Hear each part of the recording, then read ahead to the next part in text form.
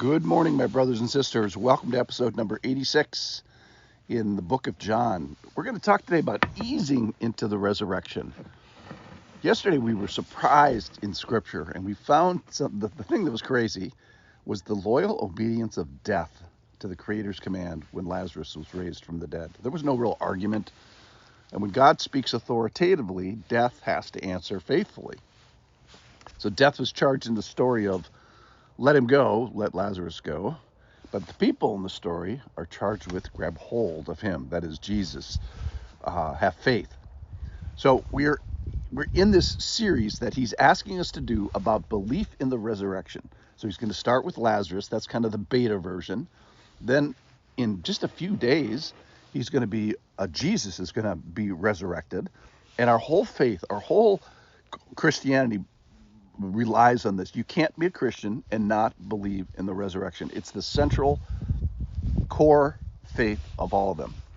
And then the third thing is we apply the faith in Lazarus' resurrection and Jesus' resurrection, then personally.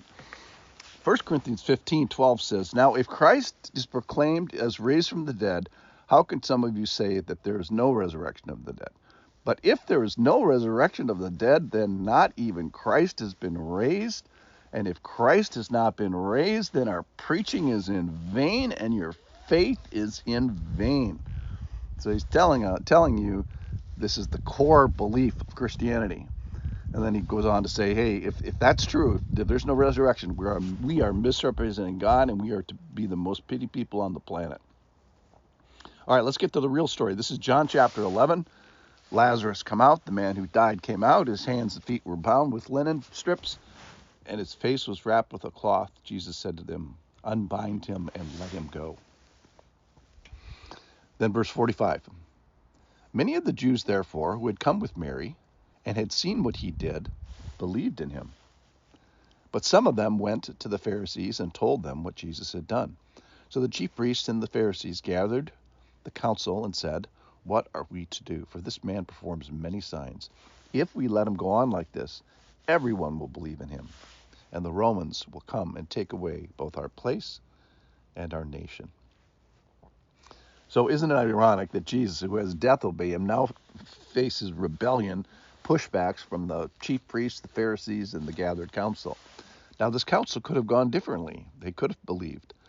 But their motivation is betrayed in the story. They fear the Romans, that they will come and take away our place, which means their power, their position, and take away our nation. So what makes the nation of Israel? Well, it's a distinctive and unified belief set. Basically, it's the Old Testament. They're God's chosen people, Abraham, Moses, David. So what makes you a Jew and a Jewish nation is codified in this system of beliefs. Now, Jesus is definitely outside that box. He's outside of Jewish orthodoxy. So let's not throw the leaders too far under the bus. They want to keep their nation and their organization and their power. But they're going to forget a couple of things. The principles of church leadership that Jesus is going to teach us, which is you got to be a faithful person yourself. The primary job is to have a real faith, a real belief, and a life that's consistent with that belief. Those are all codified in the elder qualifications. And then secondly, the mechanism of church leadership is service. It's an upside down organization. It's not like this. It's like this, and it's served from the bottom. Power is not exerted from the top. Power is exerted from the bottom, and by service, by sacrifice, by humility. All right, let's talk about the crowd. The crowd that went with Mary to Jesus and then went to this meeting spot immediately to the tomb. And it says that many of the Jews, therefore, who had come with Mary and had seen what he did, believed in him. So a big question today is, if you saw Jesus raise somebody from the dead, would you believe it? And interesting, it says that many believe, but not all. Let's think about this podcast. We have a set of pretty highly motivated listeners, enough so that you've given me 7 minutes this morning. And I was wondering, what would the devotees of this podcast believe? So faith is believing in something that you don't yet see. But these guys got to believe after they saw it, after the words, after the odor, after hanging out with Lazarus and, living with him again. So what we are asking for is belief, but for us, I believe it's harder than these guys because we weren't there, we didn't directly see it, and we're relying on our author John and the big author God regarding an accurate inspiration and preservation and transmission and translation of the story from Greek. The other thing I want to point out is that the hoofbeats of crucifixion and death and believe it or not, resurrection come right after this. So Jesus is in Bethany, right outside of Jerusalem, about 2 miles away.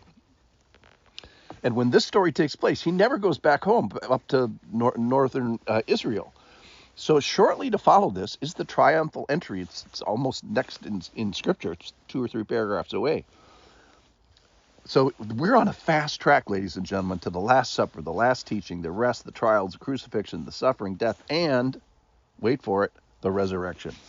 So the resurrection of Jesus is only like 8 or 9 days away in real time. The resurrection of Jesus is right around the corner. So I was going to say that no, if you don't believe in Lazarus's resurrection, you don't believe in Jesus. But I think it's too harsh. I settled on this, is I would say let's enjoy and revel and chew on the resurrection of Lazarus. And this will then make the resurrection of Jesus in just a little more than a week's time a little bit easier.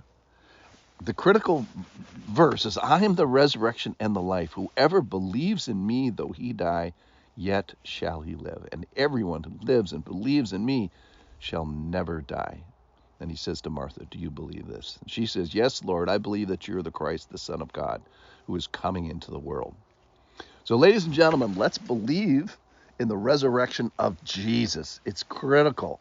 But let's start with the resurrection of Lazarus. Thanks for listening.